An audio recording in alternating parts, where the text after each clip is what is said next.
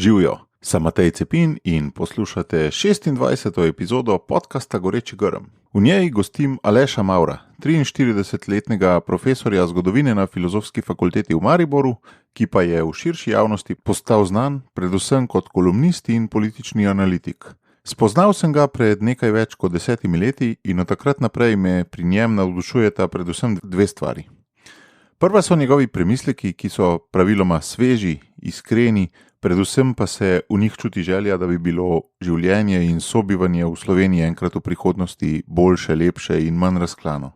Druga stvar, ki me pri Alešu navdihuje morda še bolj kot prva, pa je njegova razpoložljivost. Nisva tako bližna prijatelja, da bi se srečevala ob pivu ali na kosilih, tudi po telefonu ali e-pošti se praktično ne slišiva. A vedno, ko sem ga povabil kot predavatelja na kakršenkoli dogodek, usposabljanje, ga morda prosil za kak članek, izjavo, se je na vse odzeval z zelo dobro voljo, z žarom in tudi z odličnim končnim izdelkom. Ko pri človeku opazim tako vzorec delovanja, tako darovansko mentaliteto, ob kateri ta človek ne daje niti najmanjšega vtisa, da kakorkoli trpi, takrat slutim, da je zadaj goreči grm. In prav to me je pri Alešu zanimalo. Mnogokrat sem že poslušal njegova stališča, še nikoli pa njegovega pričevanja ali vsaj njegove osebne zgodbe. In mislim, da je v tej epizodi Aleš nekoliko drugačen kot običajno. Bolj nepopoln, morda celo nekoliko bolj ranljiv. In tako mi ostaja dober občutek, da sva se srečala. Hvala, Aleš. Mi pa gremo kar v akcijo. Že veš, kaj je tvoj edinstven prispevek k boljšemu svetu in kako ga udejanjiti? V podcastu Goreči grm razkrivamo močne zgodbe tistih, ki že živijo svoje poslanstvo, zato da lahko ti najdeš navdih, prepoznaš svoje goreče grme in pogumno stopiš na novo pot. Živijo, Aleš, dobrodošel v mojem podcastu. Hvala lepa za povabilo, Matej, in lep pozdrav. Spomnim se, enkrat si na enem našem dogodku dal tako zanimivo izjavo, s katero bi rad začel, zato ker sva ravno v Miklavževem času, tole snemava dan, dva pred Miklavžem.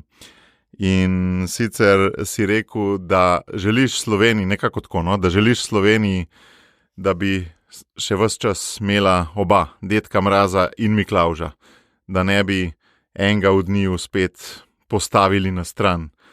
Ta izjava je namreč mene zelo navdihnila, pritegnila in se mi zdi, da dosti opisuje tvoja hrepenenja. Kako jo ti razlagaš? Ja, v bistvu sem to izjavo verjetno dal predvsem v želji, da ne bi še enkrat dočrtal Miklavža ali pa tudi Božička, ker se pač spomnim času, ko uradno Miklavža in Božička ni bilo in sem moral tudi malce skrivati to, da pri nas doma pa Miklavž in Božiček prideta. Vendar lahko rečem, da sem od takrat, ko sem dal to izjavo, po moje je bilo to leta 2012 ali pa 2013, da sem o tem veliko razmišljal in dejansko je to sobivanje Miklavža in Dedka Mraza za Slovence zelo pomembno in nekako moramo priti do tega sobivanja. Mislim pa, da smo nažalost danes od tega bolj oddaljeni, kot smo bili pred 9 leti, recimo. Kateri kazalniki pa ti kažejo to oddaljenost večjo? Ja, mislim, da smo se bolj razšli, tudi navsezadnje v zadnjem letu in pol v času epidemije so se nekatere družbe bolj povezale, vsaj v določenih fazah, mi se nismo. Mislim, da smo pri tem zlasti lani kar izstopali. Se ti ne zdi, recimo tudi, ko berem Papeževo okrožnico, vsi smo bratje, pa pomen dialoga, pa COVID tudi omenja noter. Katera družba se ti zdi, recimo, da je obraten primer tega? Da so se res bolj povezali? Ja, jaz sem bil prve 3 mesece oziroma na vrhuncu prvega vala sem bil v Nemčiji in tam absolutno je zadeva potekala popolnoma drugače kot pri nas, tako da to je bila takrat zame primerjava. Seveda pa bolj, ko se pandemija vleče, manj je tega potrpljenja, manj je te dobre volje, več je nervoze in se tudi to spreminja. Vendar pri nas je praktično že od prvega meseca, prvih 14 dni se je že pokazalo, da bo drugače. Tako se mi zdi, da so res ta tvoja hrepenenja v tej izjavi skrita, to sobivanje, obeh pljučnih polovic, ali kako se temu reče, kako bi ti izrazil ta svoja hrepenenja za Slovenijo? Ne, jaz nisem noben človek, ki bi lahko šel iz svoje kože. Jasno je, da sem relativno jasno opredeljen, tako kulturno-politično kot politično nasploh, kot kar se tiče vprašanja moje lastne istovetnosti, je popolnoma jasno, kam spadam. Ampak vendarle me je življenje naučilo, da obstajajo pri nas, pa tudi po svetu, seveda ljudje, ki mislijo popolnoma drugače, ki imajo popolnoma drugačne predstave o življenju. Nekako sem skozi življenje prišel do spoznanja, da odgovor ne more biti, da te ljudi izbrišem tudi v imenu svoje lastne identitete. Ni pa moj cilj neka mešanica, kjer bi bili brezoblični posamezniki, ki bi se odpovedali svojim posebnostim. To pa nikakor ne. Kot nekako vsak ne ima izdelano svoje mnenje, svoje misli, ne ga stalno preverja, ampak ta dialog z različnimi pa, kolikor te poznam, ti je zelo, zelo pomembna vrednota. Mogoče ne ravno toliko dialog, kot res to sobivanje. Mislim, za me je zelo pomembno, da nikoli ne bi te razlike onemogočile tako preproste stvari, kot je, da sedemo skupaj na kavo, da se skupaj poveselimo, da se drugega razveselimo. In doslej lahko rečem, da v svojem osebnem življenju se tega skušam držati. To je na nek način podobno, kot da naj bo dostojanstvo osebe nad ideološko opredelitvijo, ali kako bi to rekel? Ja, s tem bi se kar strinjal. Mislim, vsekakor je ta pristni človeški stik tisto, česar ne bi smeli nikoli pozabiti. In mislim, tisto, kar me najbolj skrbi v Sloveniji, je ravno to, da izginjajo ti kanali, te možnosti, da se neformalno pogovarjamo. Torej, jasno je, da imamo zelo različna mnenja, da so naše predstave daleč vsak sebi, ampak dokler je možno, da se pogovorimo, ko so mikrofoni izklopljeni, je zadeva relativno v redu. Ko pa te možnosti več ni, takrat pa je za družbo to zelo slabo. To tvoje hrepenenje se mi zdi, da je že iz konca 80-ih, da se je takrat to rodilo. In kaj mi je bilo zanimivo, ko sem poslušal en pogovor s teboj na televiziji, da te je leto 1989 zelo zadelo. Si se poimenoval Vernik leta 1989 in v kontekstu tega podcasta bi te jaz vprašal, je ta številka 1989 v bistvu tvoj goreči grm? Ja, na neki način prav gotovo. Takratno dogajanje me je absolutno prevzelo in res je, da svet v veliki meri razlagam iz perspektive teh prelomov, pri čemer se pa lahko mirno zgodi, kar opažam sploh v svojih pogovorih z mlajšimi od sebe, da postajam tudi sam podoben kakemu ostarelemu revolucionarju, ki je kako drugo leto, recimo leto 45, štel za tisto prelomnico. In tu moram reči, da se z leti neki prepad med menoj in pa recimo mlajšimi, ki so veliko bolj skeptični od tega leta 89, se povečuje. Pa za zgodovinarja je dobro, da štarta prav tako iz enega leta, ali morate vi celo premico videti? Naj bi videli celo premico, ampak tako kot jaz velikokrat poudarjam, zgodovine ne pišejo roboti, dobro verjetno, da je tako, zgodovino pišemo ljudje in nobenega zgodovinarja ni, ki ne bi v svoje dojemanje zgodovine vnašal nekih svojih globokih ali pa manj globokih spoznanj o življenju. To je pač dejstvo. Kdor trdi, da je popolnoma prost svojega lastnega doživljanja sveta pri pisanju zgodovine, preprosto laže. In največ, kar lahko zgodovinar naredi, je, da ne zamolči tistega, kar ne gre v njegovo shemo.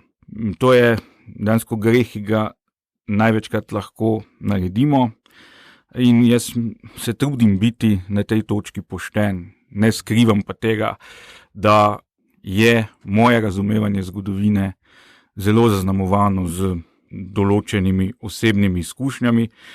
In čeprav marsikdo potem reče, ok, to velja samo, če se človek ukvarja s sodobno zgodovino, se pravi, in zgodovino zadnjih 100 let, potem se te predstave prenašajo, če pa se kdo ukvarja z antično zgodovino ali pa srednjeveško zgodovino, potem pa je teh predstav prost. Jaz mislim, da tudi to ne drži in sam pri sebi opažam, da enostavno, ko razlagam rimsko zgodovino, naprimer, so mi seveda bližje tiste figure, ki so na neki način, jih si je možno bolj vkalupiti v neki sistem ali pa neki model, ki spominja na določene prvine parlamentarne demokracije, medtem ko so mi pa manj blizu ali pa celo odvratne figure, ki jih lahko povežem v svoji predstavi z nekimi diktatorskimi liki iz sodobnosti. Se pravi, imaš nek čustven odnos v bistvu do teh ljudi, nekateri pa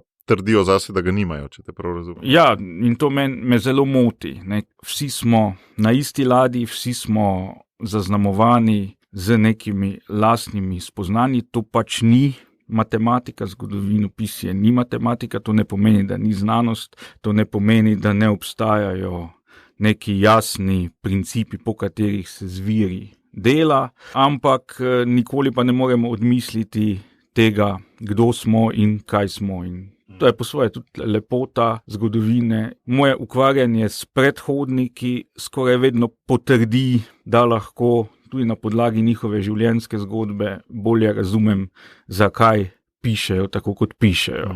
Če se vrnemo na ta leto 1989, kaj se je takrat objektivno zgodilo, približno veva, ne, padec Berlinskega zidu, ampak kaj pa so tvoji tisti dogodki, tisti močni trenutki, goreči grmi, ki se jih spomniš, ki so ti ostali še zdaj v možganih zapisani, neizbrisno? Na moje doživljanje leta 1989 je vplivala predzgodba, in sicer je imela ta predzgodba nekako dva dela.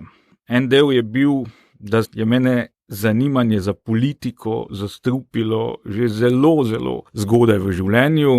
Jaz pravim, da je bilo to takrat, ko sem na televiziji videl, kako je Ronald Reagan leta 1984, ko sem bil star 6 let, vrgel volilni listič v volilno skrinjico. Je pa res, in to je ena redkih stvari, ki se mi zdi še danes pozitivna v jugoslovanskem okolju, v katerem sem takrat živel in odraščal, da je jugoslovanski prostor spodbujal zanimanje za svet. To je bil seveda po svoje tudi neki beg iz domače resničnosti, češ doma je bilo marsikaj gnilo, ampak dajmo mi reševati velike svetovne probleme. Ne vem, ali je bilo recimo na Zahodu tako, da bi že relativno majhni otroci poznali afriške države, azijske države, te velike probleme takratnega sveta, ne vem, palestinski boj za neodvisnost, boj proti apartheidu v Južnoafriški republiki.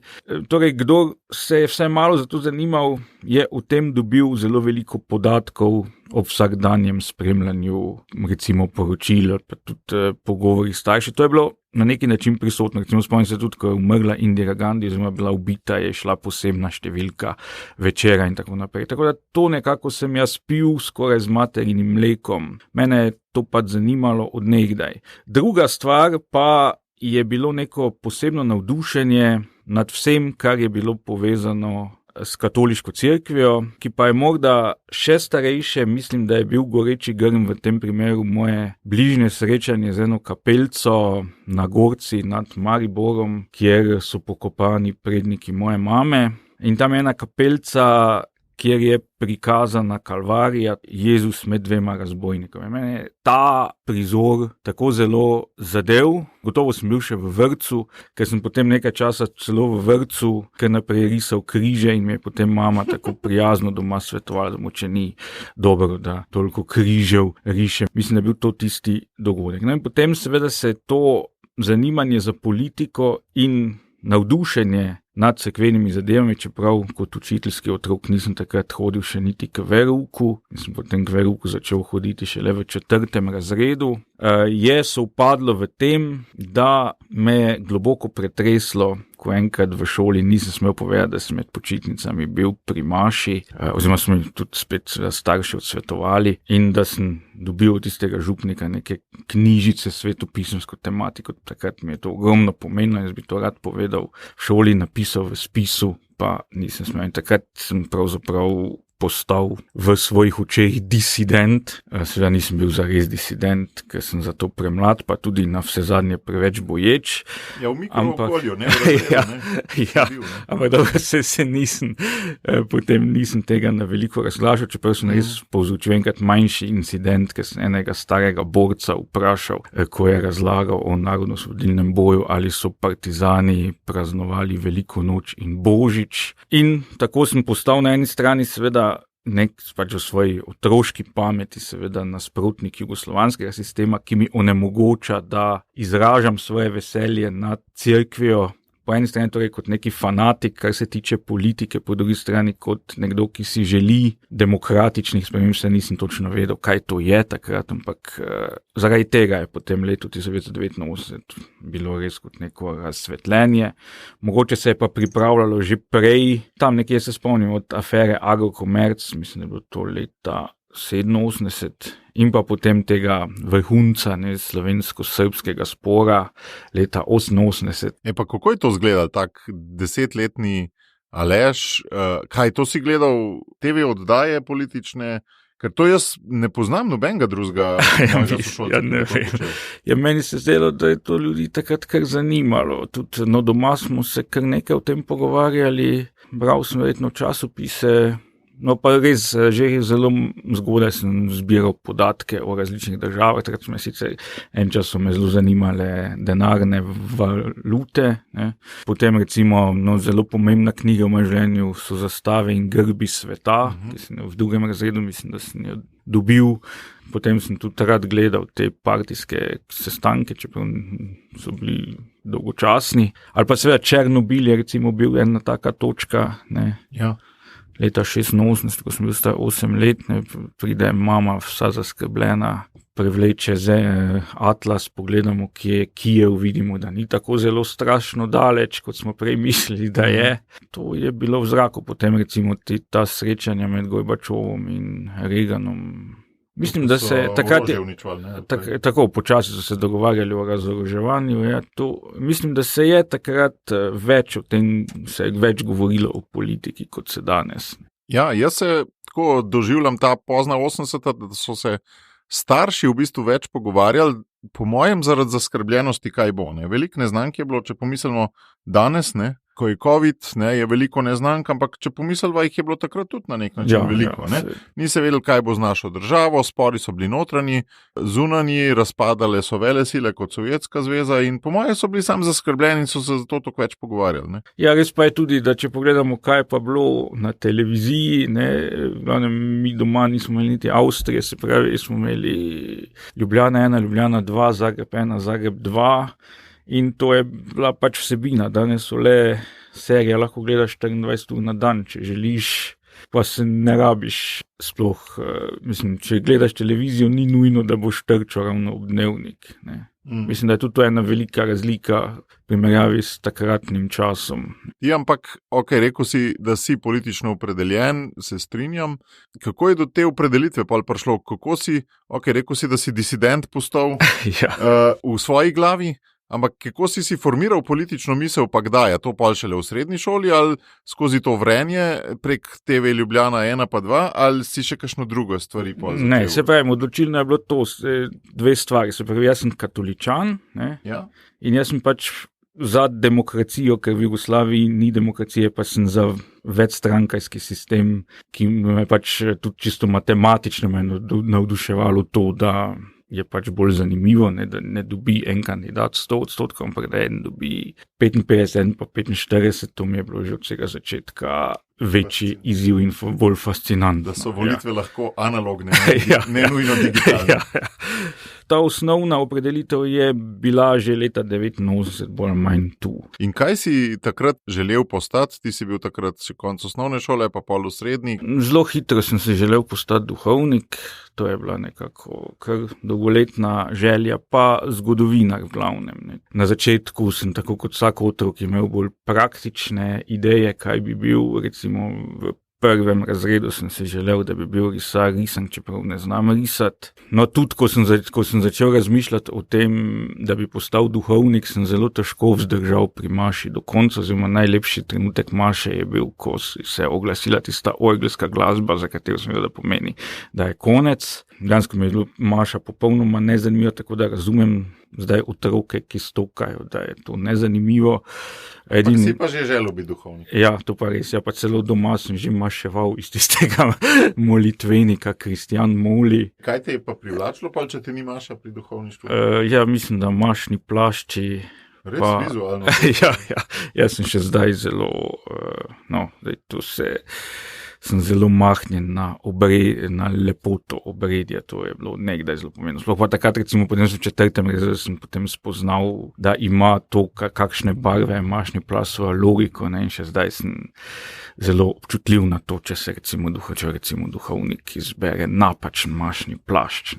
Kam bi se pa pol uvrstil v svoji katoliški progresivnosti oziroma tradicionalnosti, kam med nemške progresivce pa medale na Komana bi se ti postavil? Ja, kar se tiče pogleda na bogoslužje, sem skoraj čist tip somišljenik Alena Komana. Kar se pa tiče odnosa do nekih družbenih vprašanj, sem pa bolj liberalen. In pol obiskuješ to tradicionalne maše, če se da? Če se le da, seveda. No, običajno je bilo to v tujini, zdaj v Sloveniji moram priznati, da sem bil kar len, čeprav je bila za en čas možnost, pa sem se težko spravil v Ljubljano.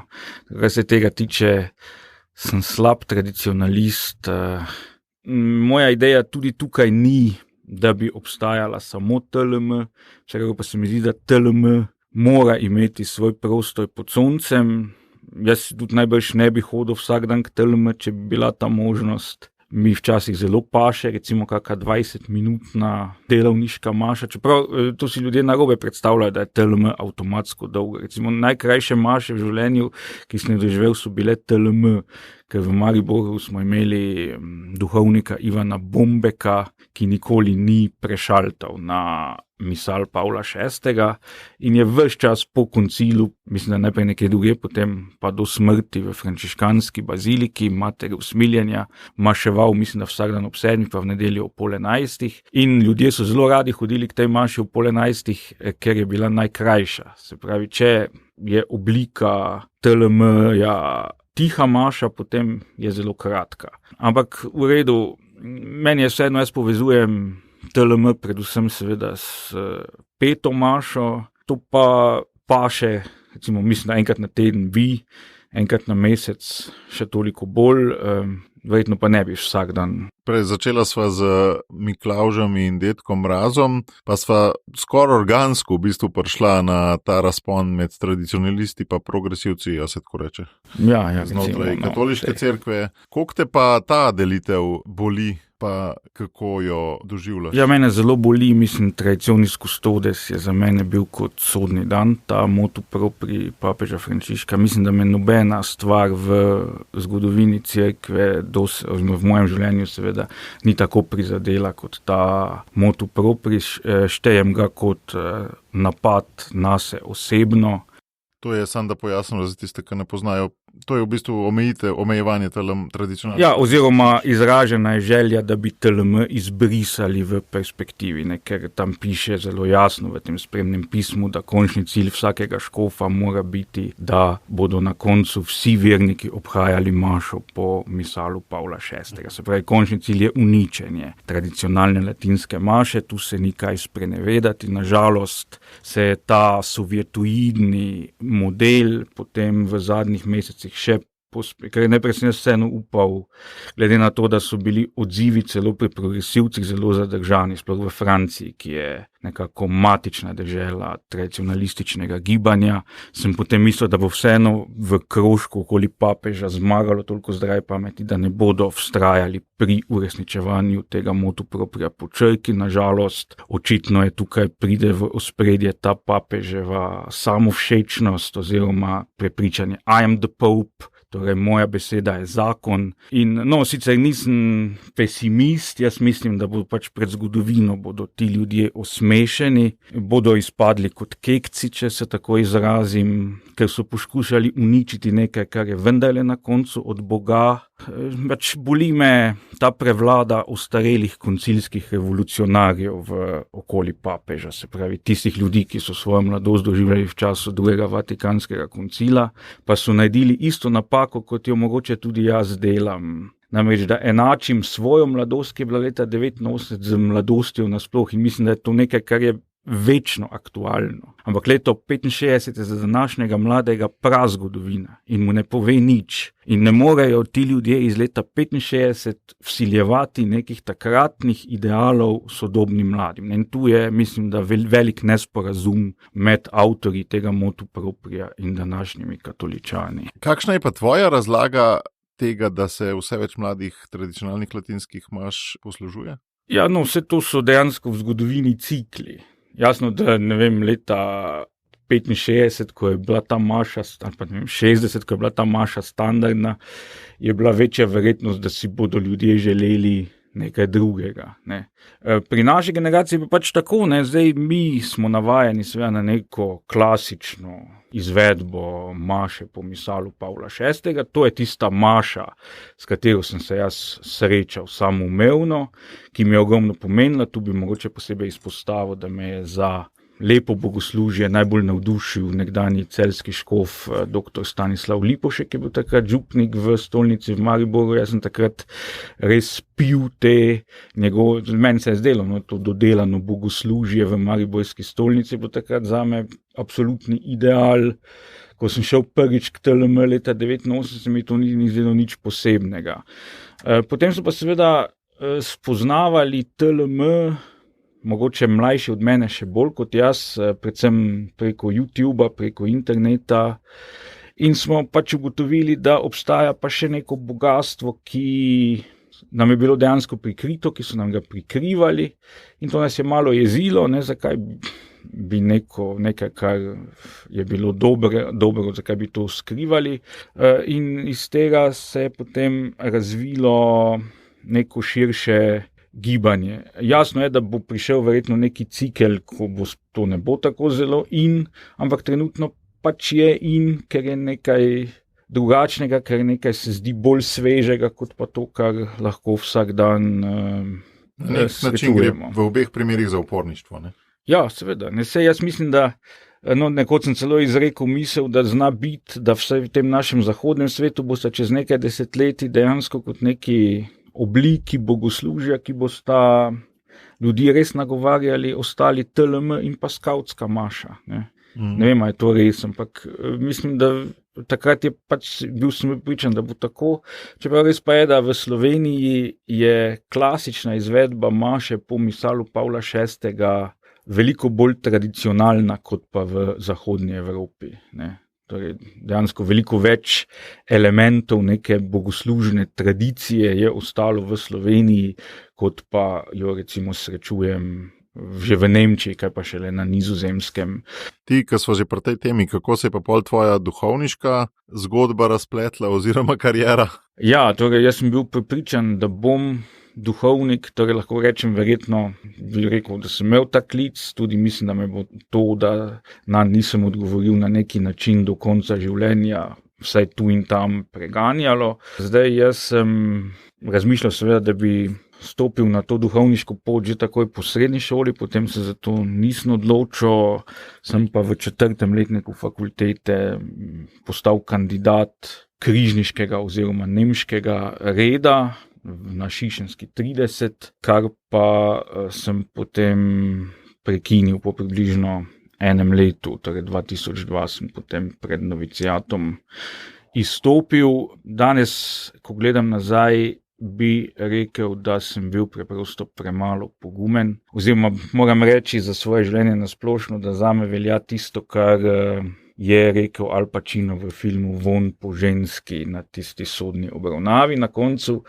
je rekel, vedno sem vedel, katera pot življenja je prava, pa nikoli nisem hodil po njej. In zame, na žalost, velja to tudi v veliko primerih, mogoče en redki primer, ki tu ni veljalo, je, da sem se odločil, da grem lani na začetku covidne krize vseeno na izmenjavo v Nemčijo, čeprav so bili obeti slabi. No, takrat sem tudi izmislil na vse svoje odločitve za lažjo pot, za katero pa sem vedel, da ni prava, sem potem vseeno šel. No. Jaz sem te razumel kot da, ne, ker prva naloga Mojzesa po gorečem grmu je bilo iti pred faraona, ne? Kot da ti je težko iti pred te faraone, oziroma ti imaš zelo slabo samopodobo, če sem te prav razumel, iti pred te faraone, ne? Ker jaz te pa vidim kot zelo rodovitnega človeka na več različnih področjih, ne? Ja, to že mogoče, samo moje vprašanje, ali je to tisto, kar bi bilo res pomembno, ali pa to neki velikokrat beg, ne, dobro, da pa človek nekaj dela, bi pa moral pravzaprav delati nekaj drugega. Ne. To je, mislim, je neka napetost. Drugače, nimam slabe samopodobe, imel sem velike težave, samopodobo pač zaradi svoje slabše motorike, ki me je spremljala že od otroštva.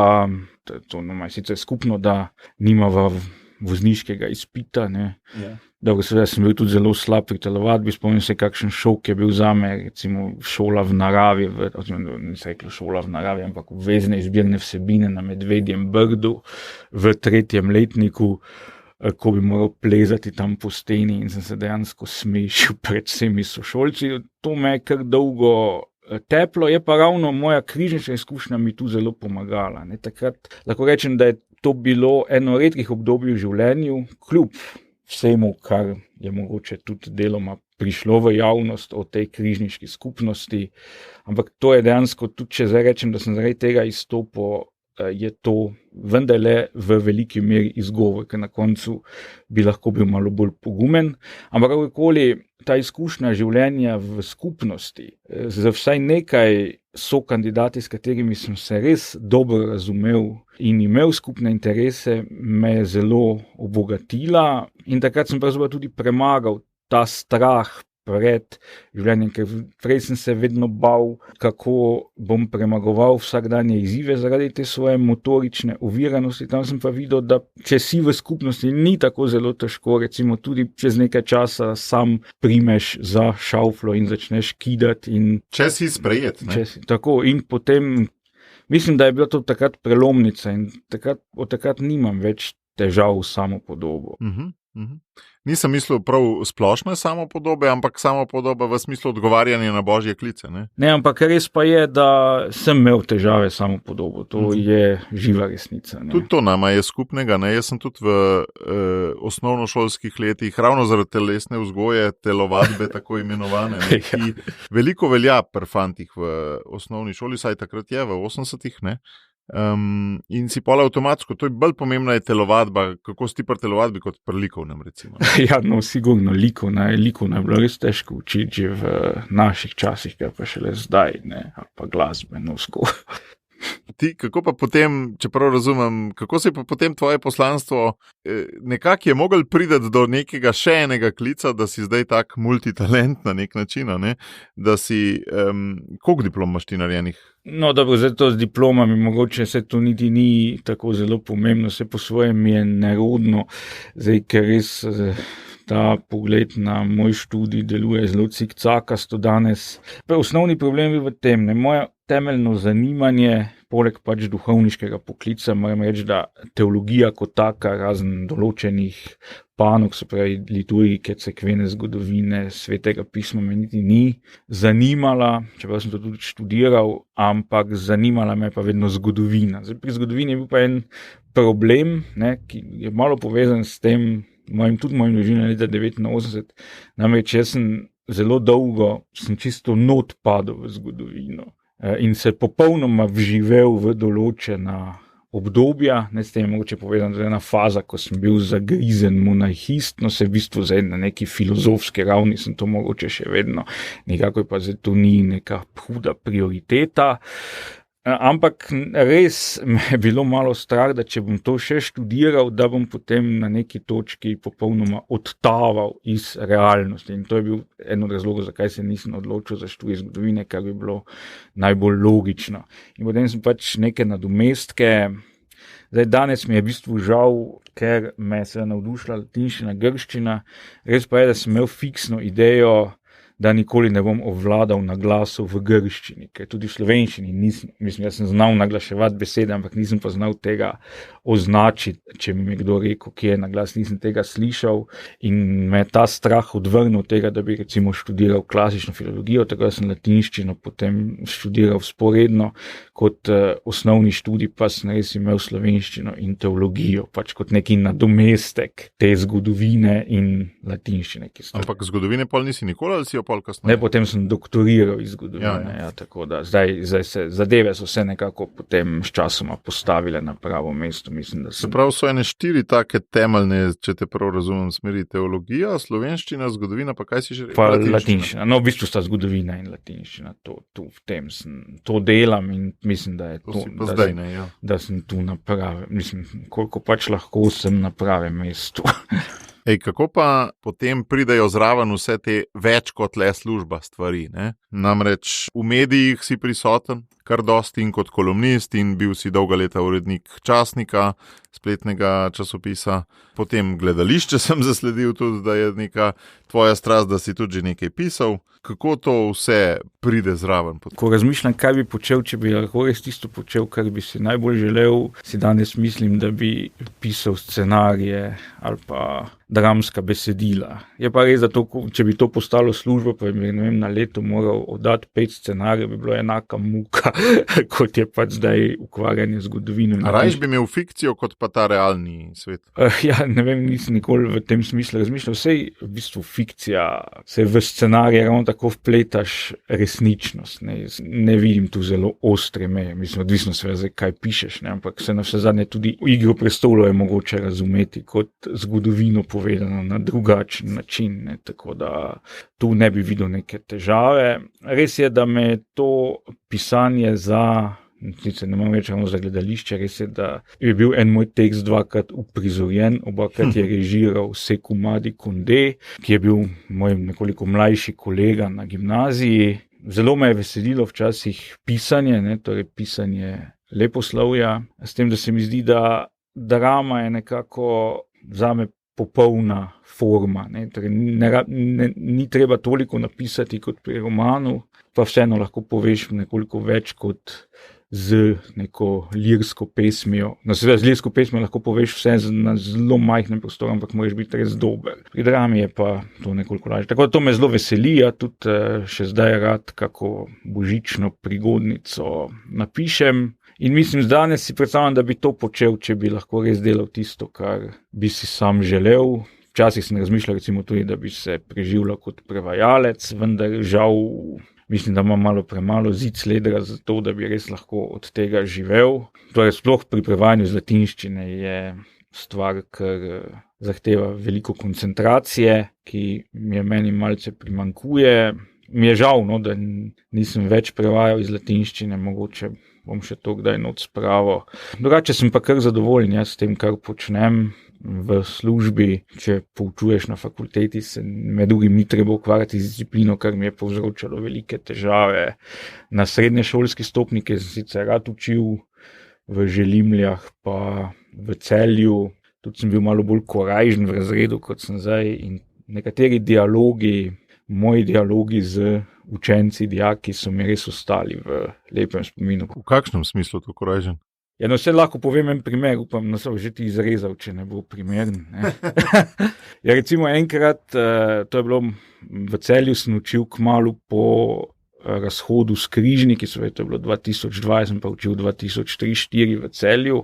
Prvo moje mesto je bilo pa v Želimljah, tistemu se sicer težko bi reklo pouk. In v Celju se je med drugim enkrat zgodilo, da sem imel pa še par teh kolar srajc doma in so to dobre srajce in sem potem večkrat imel to tudi v šolo. In potem sem enkrat učenci vprašali, dijaki v 3. letniku, zakaj pa nimate onega belega še notri, ne? Pa sem jaz rekel, veste, zdaj, če bi pa to imel notri na javni šoli, bi pa verjetno to bilo hujše, kot da bi kako dijakinjo posilo. In potem mi oni tako odgovorijo, seveda, katero pa bi, če bi lahko. Taki dialogi so tu bili, zdaj si seveda tega več ne bi upal. No pa tudi na fakulteti redkeje pride sploh do takih scen. Kaj pa te politične kolumne? A to je veselje ali je to klic domovine? Ali je to nekaj, kar moraš, ali je to nekaj, kar... Ja, mislim, bilo je veselje, zdaj pa je tega že toliko, da niti klic domovine, mislim, dobro, malo že, ne, zdaj, če sem zelo samovšečen, potem se bom skliceval na klic domovine. Enostavno človek postane vpet v neko kolesje in glede na to, da mi gre beseda ne bolj težko z jezika, pač potem to ostane. Moram reči, da ko berem kolumne za nazaj, so bile prvič na začetku seveda bolj sočne, bolj iz srca. Zdaj pa že kar nekaj let mislim, da bolj ali manj eno in isto. Aha. Prevodaja. Ja, tudi si ne upam več tako, kot na začetku vidim. Zdaj, če preberem recimo kaj je bilo na časniku 2010-11, so bile boljše kolumne, no, kot so zdaj. Po čem se to, kako se ta drznost ali kaj? Ja, kako se to vidi? Mislim, zdaj se vidi, da bolj pazim na to, kaj napišem. Pa je to posledica kakšnega zunanjega dogodka ali sam starost? Ja, mislim, da je to kar zelo povezano s starostjo. Ker če pa primerjam, recimo, jaz sem prve svoje članke v politiki sem napisal v eni reviji, ki se je reklo Študentski utrip. V bistvu so pobudniki prihajali iz Maribora, mislim, da krog okoli takratnega študentskega duhovnika Ivana Štuheca, tako je, ja. Zanimivo, da sem potem te akterje spoznal dosti let kasneje in zdaj sodelujemo z nekaterimi od teh pri Mohorjevi družbi, ampak tu je bil pa študentski utrip, tam sem bil v tej ljubljanski redakciji, tudi svojega najboljšega prijatelja sem tam spoznal, je bil nekaj časa urednik. Če pa primerjam tiste članke, tam je pa šele bila res neka prvinskost pa neustrašnost navzoča, ki je tudi že na začetku pri časniku več ni bilo. Ne. Potem nekaj časa nisem nič kaj dosti pisal, seveda se pravim, politika je bila vedno moja strast, volitve še posebej. In tako nekako sem prišel zraven k časniku, od tam se je pa potem kar odprlo nekako, tako da časnik je v bistvu odskočna deska za to mojo dejavnost. In po eni strani sem seveda časniku za to izjemno hvaležen, po drugi strani bi pa zdaj na kaki točki tudi rajši že izpregal, ker mislim, da težko poveš po toliko letih že kaj novega. Si pa najbrž bil nekaj časa, po mojem, najbolj bran, najverjetneje najbolj bran avtor, ali pa najbolj poznan vsaj avtor na časniku, ne?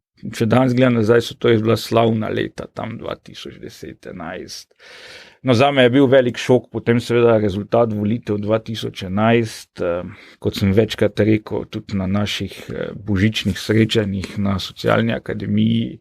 Od takrat naprej je pač to neko nasprotje, ne, časnik je rasto, družba je šla pa čisto drugo smer kot to, kar smo mi govorili. Mimo tega razočaranja tudi sam nisem mogel in je to mogoče povzročilo tudi kar nekaj zagrenjenosti, ker recimo takrat tisti prvi 2 leti sem res verjel, zdaj smo na poti v pravo smer, počasi se bo Slovenija normalizirala in zdaj 10 let kasneje je slika popolnoma drugačna. Ne, absolutno sem verjel, da bo zdaj ta sistem tovariškega kapitalizma, ki je bil v Sloveniji, recimo, Kučanov sistem, da bo propadel.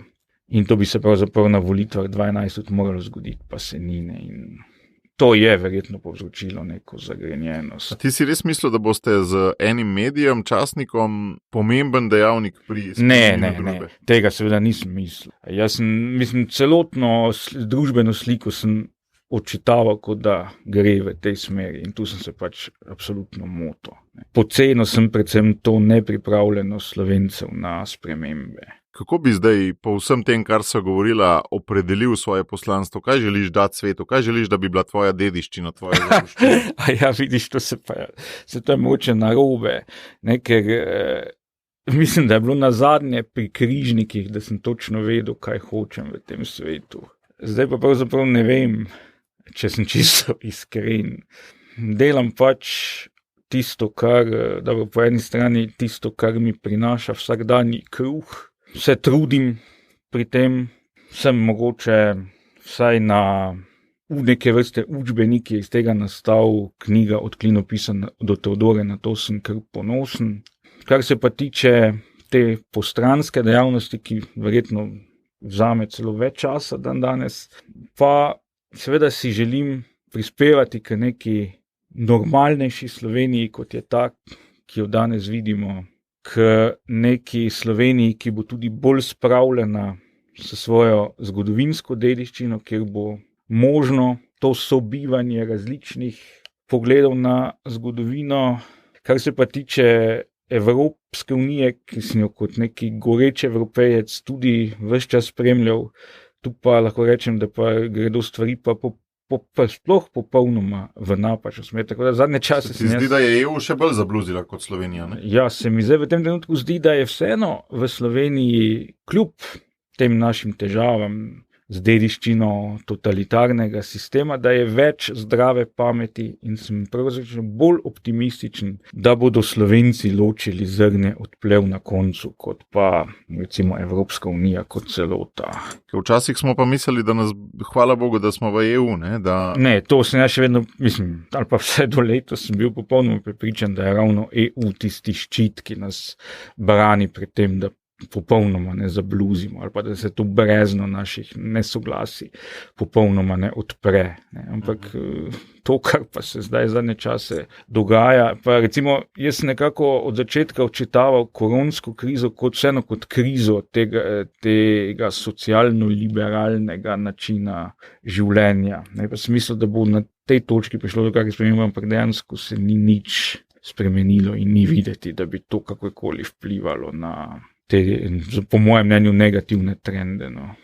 Ja, kot da ne bi bil to dovolj močan impuls, da bi se spreobrnenje zgodilo človeštvo. No vse dejansko, ja, ker na koncu, vsej meni je bilo recimo tudi zelo težko sprejeti razsežnosti te krize, ko je moj šef 26. februarja lani govoril, da se čudi, da fakulteta še ni zaprta, sem se mu smejal, kako bo zaprta, če niti enega okuženega še nimamo.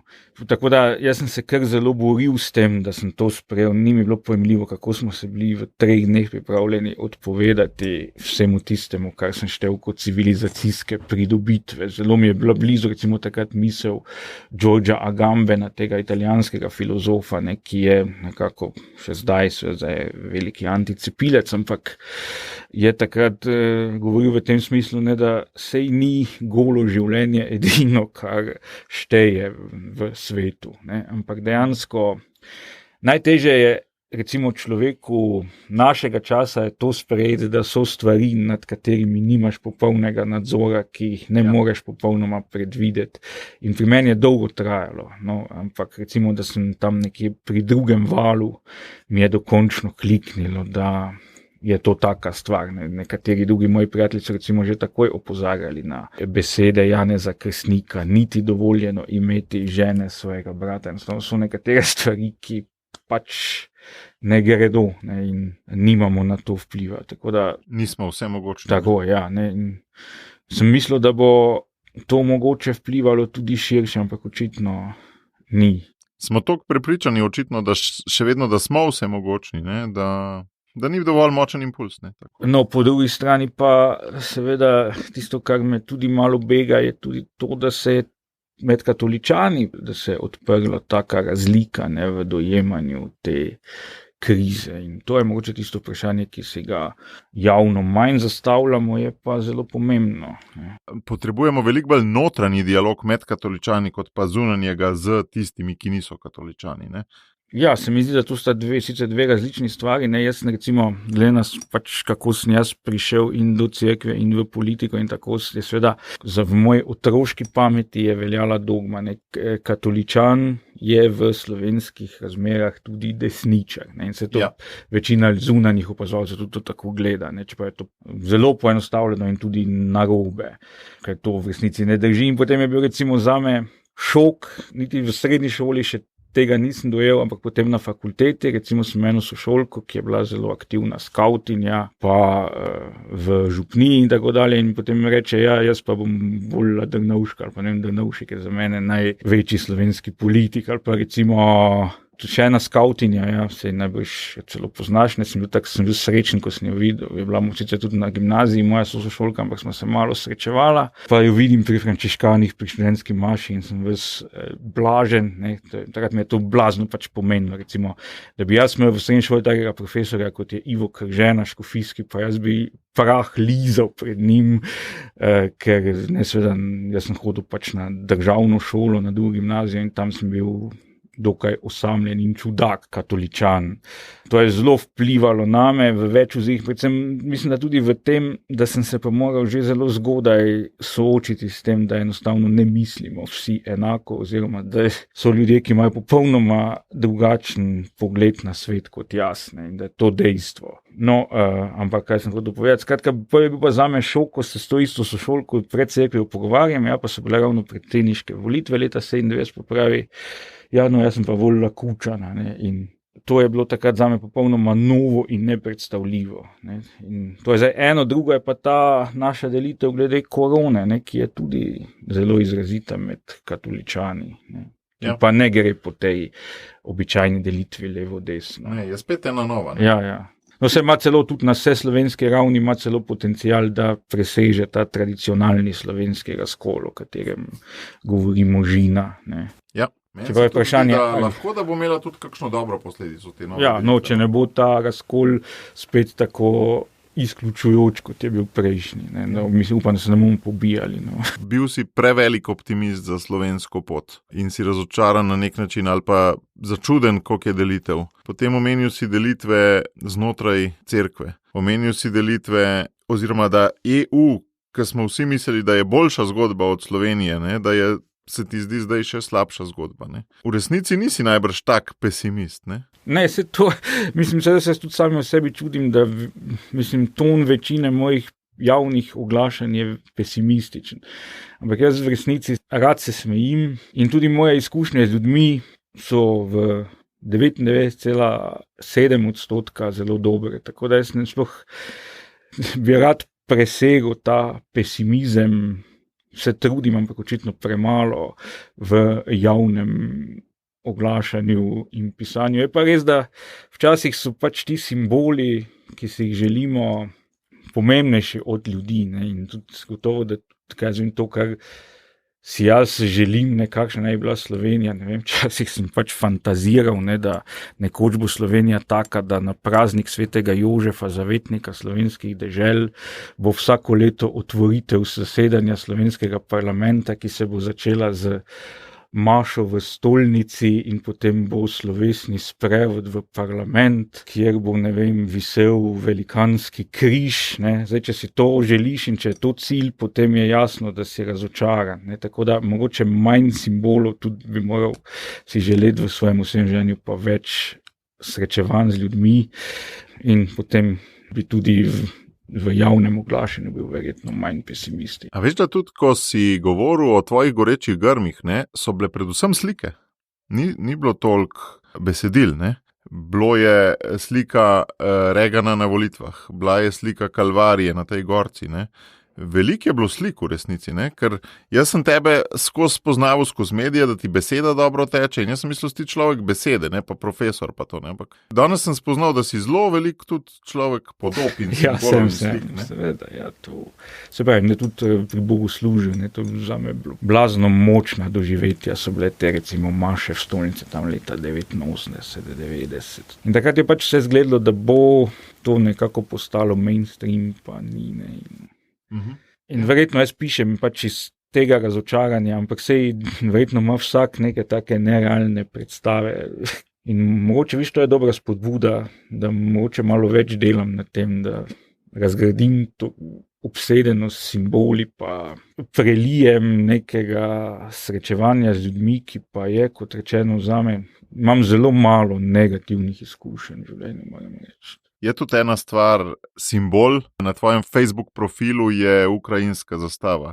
Neč se nisva tega dotaknila, ne, te tvoje ljubezni do, meni si ti neverjeten, kadar te poslušam, pa ti za Češko, za Slovaško, za Ukrajino, za vsako državo veš, koliko procentov je kdo dobil na volitvah, koliko ima kdo sedežev v parlamentu, To se meni zdi čist noro. To je pač neka obsedenost, ki ravno izhaja iz leta 89. Ne? In jaz sem potem res zbiral te podatke, ki sem pač lahko dobil od začetka, bilo seveda to v časopisih, zdaj, ko je internet, je to piece of cake, ne? Ampak še vedno sem pač ponosen na test, ampak recimo tudi to veselje, ko sem našel rezultate kakih volitev, ki jih še prej nisem imel, ne? To je bilo res po svoje otročje, ampak to me je res znalo razveseliti, no, sej mogoče zaradi tega delujem čudak, ampak... Niti ne, a veš, ker v Sloveniji se mi zdi, da nas je toliko mal, ne, da ti si edinstven v tem, po moje, v celi Sloveniji. Ja, dobro, da se tega lahko čudak. Okay, zdaj lahko ti rečeš, da je to definicija čudakštva. Ja.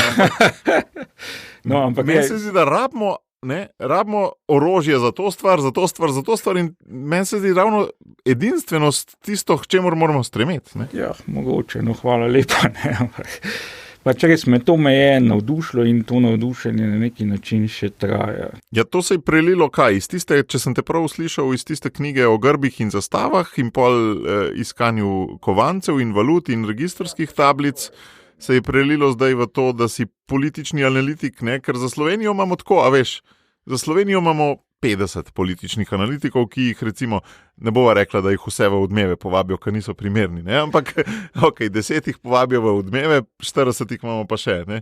Ampak za vseh nekaj 10 ostalih evropskih držav politični analitik si pa samo ti v Sloveniji.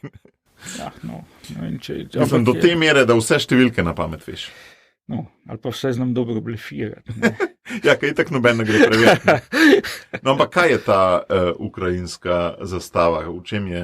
Ja, ne, torej Ukrajina je tudi prišla v tem kompletu, seveda takrat sem tudi te novo nastale države, ker sem bil tudi velik zagovornik nastajanja novih držav takrat, ne. Sem seveda se navduševal nad vsemi, zbiral tudi v tem primeru njihove zastave, podatke v njih in Ukrajina mi je nekako prirasla k srcu. Res je, da sem jaz prišel do Ukrajine, Belorusije, celotnega tega prostora v bistvu preko Poljske. Ne. To je spet en goreči grm, mogoče je ta roman Henrika Šenkjeviča Mali vitez. To je pa končno en besedni goreči grm. Ja. Veš, ne, da niso sami simbolni. Nisem gledal filma, ja, niti danes ga nisem gledal. Ta tekst me je res globoko ganil, ne. Vse je, mogoče za marsikoga deluje kot čund danes, ampak je, in takrat sem se navdušil nad to zgodbo te velike poljsko-litovske države, ne. In preko tega se dogaja tudi v Ukrajini, ta Kamjanec Podilski.